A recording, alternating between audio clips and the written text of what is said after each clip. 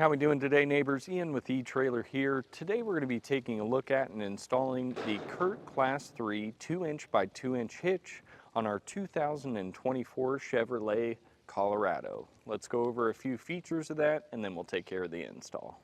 Now, we've seen a lot of these Chevy Colorados coming through with a factory style hitch almost. What it is it's a tube that sits under the bumper here. You would have to drill through the plastics on the bumper and then mount a ball. So it's going to be a bumper pull style, and a lot of people don't want to have to modify their vehicle at all just to be able to tow.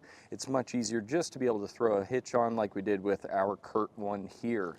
Now, this hitch is going to increase the capacity comparative to that bumper pull style. If you were to leave the factory one on, for the capacity of this CURT hitch, we're looking at 8,000 pounds on that towing weight, so anything pulling on the hitch, and then our tongue weight at 800 pounds, so that's that downward force on the hitch. With weight distribution added, though, you can bump that towing capability up to 10,000 pounds and that tongue weight up to 1,000. Now, of course, you would want to double check your owner's manual of your Colorado and make sure that the rating numbers are not lower, and if they are lower, stick with that number for safety. Now, this hitch is equipped with a 5/8 inch pinhole. It does not include the pin with the hitch, so you will have to pick one up along with your order, or sometimes with those accessories when purchased, you will receive a pin with those. And when it comes to these safety chain loops, I really like this style. They're going to be nice and open and work with any type of safety chain retainer you may have on your safety chains. A couple measurements to keep in mind while we're looking at this hitch. If you measure from the center of your hitch pin hole out to the edge of your accessory, maybe you've got a folding accessory you want to have on the back of your Colorado, this will be a good measurement to be able to use as a frame of reference. So from the center of that hitch pin hole out to the edge of the bumper for us, it is looking at 3 inches. So again, for any of those folding accessories, that'll give you an idea for clearance. And from the ground to the inside top edge of the receiver tube, we're at 19.5 inches. So that gives you an idea of the clearance for the ground if maybe you've got an accessory that sticks pretty far out and you want to avoid scraping that on any inclines. Now, before we get into the install on this one, I wanted to mention we are taking the bumper completely off, so do have an extra pair of hands just to be able to help get that off and then the hitch up into place once we get there. And like I said, I'm going to walk you through the entire process, but if you happen to watch the video and think to yourself, I don't want to try to tackle this or I don't have the time, do check out that dealer locator on the website. We'd be happy to help you find a trained professional in your area that can get this installed for you. But for all those DIYers, let's go ahead and hop into it and I'll get you taken care of. Now, first thing we're going to be doing is removing the spare tire. You'll just get the handle out of the back of the vehicle, come to this little flap here at the rear, insert that handle and drop that spare tire down. Now, here underneath, once we've got that spare tire out of the way, there's going to be a spare tire bracket that runs from this center cross member up to our bumper. It's got a 15mm bolt that we need to remove.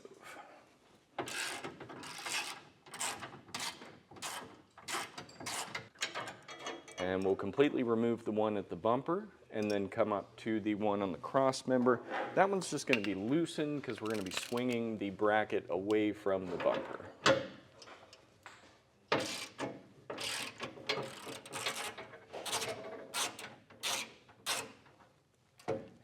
Slide that out of the way as much as possible, just making sure we're clearing that bracket. Now we're going to be removing the spare tire tube. You can start at the bumper for that, just pulling it out of the clip that it's in. And then here at the mechanism, these little tabs just pry away. You may have to use a flathead to get those off.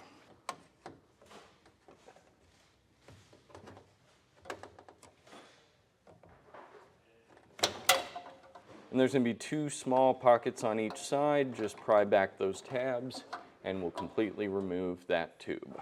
Now, here on the bumper, we need to remove all of the electrical connections, starting at the license plate lamp on the passenger side. We'll follow that up, and then there's going to be push pin connectors that also need to be removed. So with those, just use either a flathead or push pin removal tool.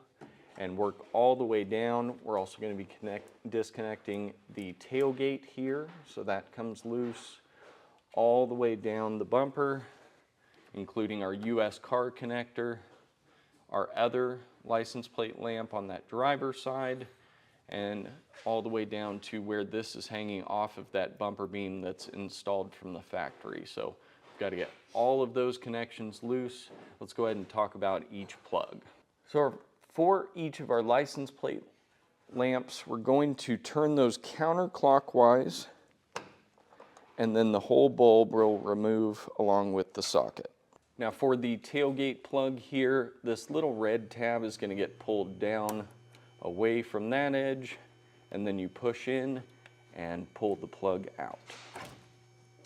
Now on the US car connector, if you've got that on your vehicle, just go ahead and pull that gray tab outwards, and then you can push in on the tab and pull away.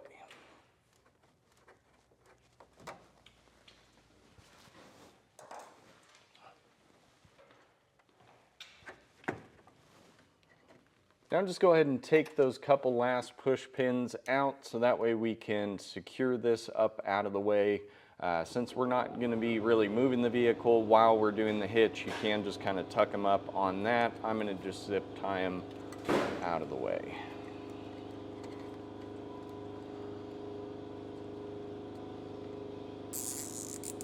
Now we are going to be removing the bumper for this. We're going to start with these supports here on the outside of the frame rails.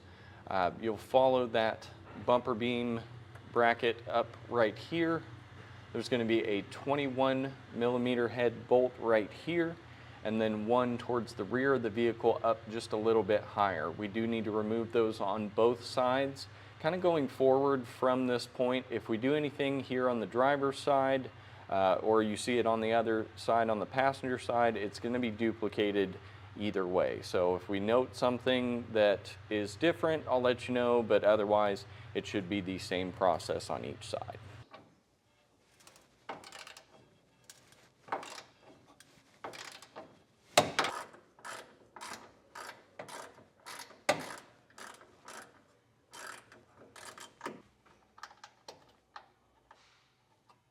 We're going to remove the rearmost bolt there at the top on this bracket, and then hop over to the other side and do the exact same with those two.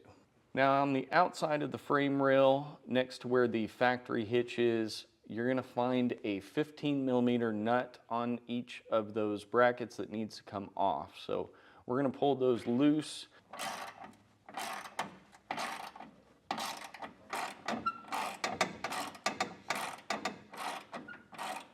So what I've done is I've left the nut on each side just to be able to hang that there and make sure it's not going to fall off while we're taking it all loose.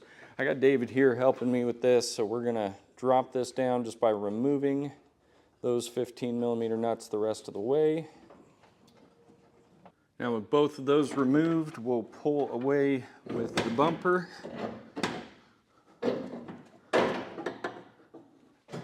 And set that aside. Now on the bottom of the factory hitch, we're going to be removing two 21mm head bolts on each side. Again, we're going to want that extra set of hands to help support this. Once we've got one side loose, we'll hop over and do the other.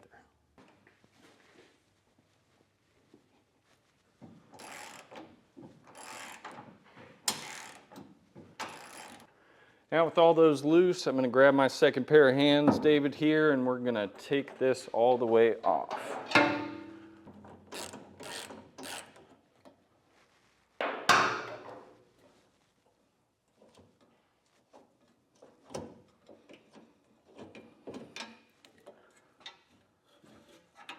Now we'll slide that down off of the frame, and then we can set that aside completely. It's not going to be reinstalled.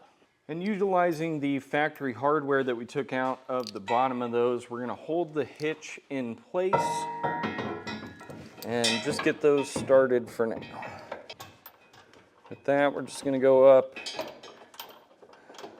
probably 2 or 3 threads just to make sure it all holds in place. Now we'll come back with that 21mm socket. We're going to get these almost all the way flush. We are going to be reinstalling the bumper here next just to make sure we can line all that up correctly before we torque these, but I want to have this as close to flush as we can get here at the frame. Now once we've got the hitch in place, we are just going to leave these bolts that are holding it up loose, part of that, so we can shift that back and forth. It's got a little bit of play and we want to make sure the bumper is going to be even with the rear of the vehicle. And I wanted to show before we go to put the bumper up exactly where it's going to be living as far as those studs that are on it. So these top corner holes on each side are where we're going to be putting that into. Now I'm going to be having David help me out to lift this into place. We just need to make sure those studs are going to line up. So get those brackets on the outside. So we'll want to go up and over with that, then come underneath and line those stud holes up. And then we'll take the hardware that was originally on that and go ahead and get that in place.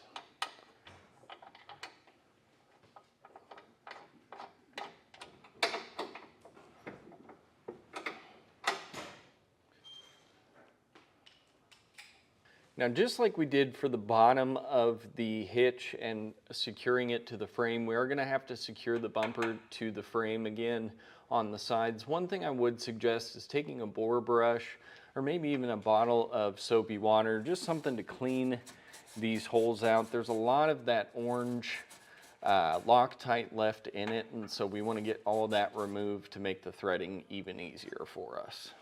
Now we're going to take that factory hardware and go ahead and get that in place just by hand on each side.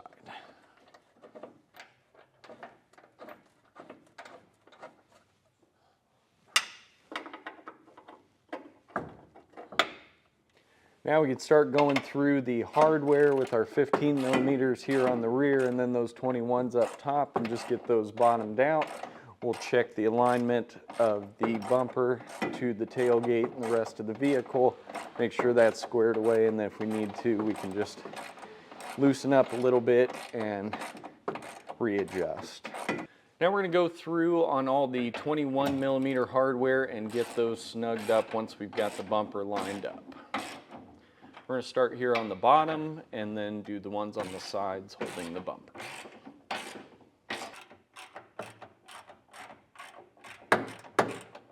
Now we're going to come back through with a torque wrench. We're going to be torquing that to the specification shown in the instruction manual. With that being said, if you do not have a torque wrench, you can pick one up along with your order for your hitch, or you can run down to that local parts store and rent one out from them.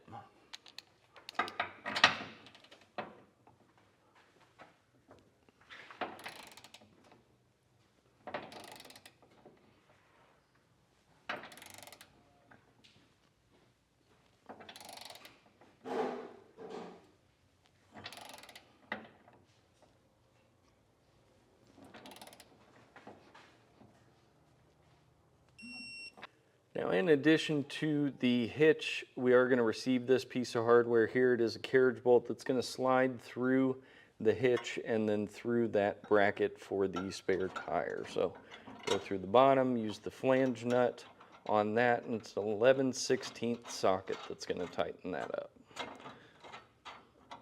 we'll hold that carriage bolt in place and get that tightened up, and then we'll come back up to the top of the bracket here and tighten that bolt as well.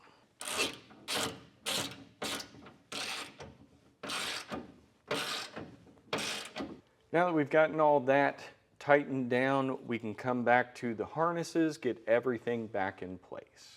And that's going to do for our look at an installation of the CURT Class III 2-inch by 2-inch hitch on our 2024 Chevrolet Colorado. My name's Ian with eTrailer, and I appreciate you watching.